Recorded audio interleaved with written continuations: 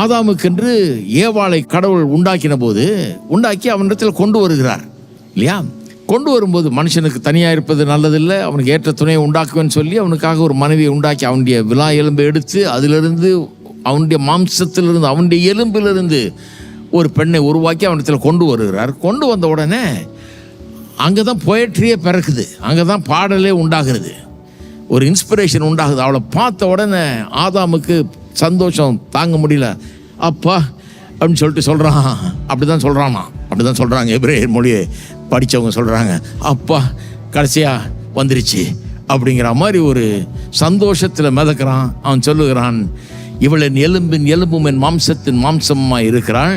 இது நிமித்த புருஷனானவன் தன் தகப்பனையும் தாயும் விட்டு தன் மனைவியோட சேர்ந்திருப்பான், அவள் இருவரும் ஒரே மாம்சமாய் இருப்பார்கள். அதை அப்படியே கோட் பண்ணுறார்.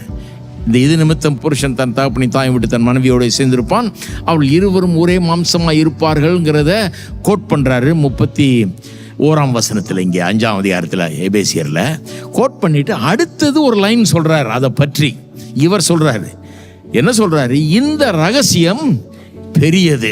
எல்லாரும் சொல்லுவோம், இந்த ரகசியம் என்ன ரகசியம்? அதைத்தான் இன்னைக்கு பார்க்க போகிறோம். இந்த ரகசியம் பெரியதுன்றார் பாருங்க. இது பெரிய விவகாரம் இருக்குது, இதுக்குள்ள ஒரு பெரிய பொக்கிஷமே புதைந்து கிடக்கிறது.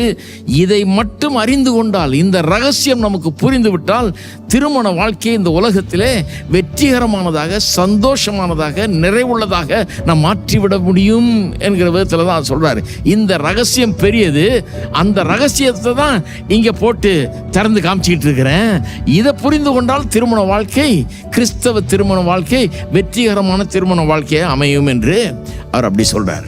இந்த ரகசியம்ங்கிற வார்த்தை கொஞ்சம் கவனிப்போம், ஏன்னா அந்த ரகசியத்தை தான் புரிஞ்சுக்கணும். இன்னைக்கு இந்த ரகசியம்ங்கிற வார்த்தை உலகத்தில் ஒரு மாதிரி பயன்படுத்துகிறாங்க. ரகசியம்னா என்ன?